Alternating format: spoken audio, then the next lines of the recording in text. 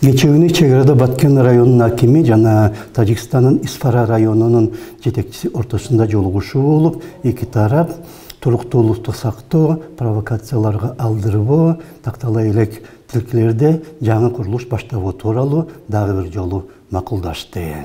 А бирок кечээ жана мурдагы күнү тажик тарап чеграга аскерин топтой баштаган. Кыргызстандын чегара боюнча өкүлү телефон чалып сураганда, бул жөн гана өз аймагыбыздагы жер которуулар деген жооп берилген. Акыркы бир нече айдын ичинде Орусия өз аскерлерин Украинанын айланасында чогулта баштаганда дагы биз өз аймагыбызда кай жакка канча аскерди кантип жылдырууну өзүбүз билебиз деп келген. А бирок бүгүн Лелик районунда чегарада ого атышуу чыкты. Жарат алгандар бар.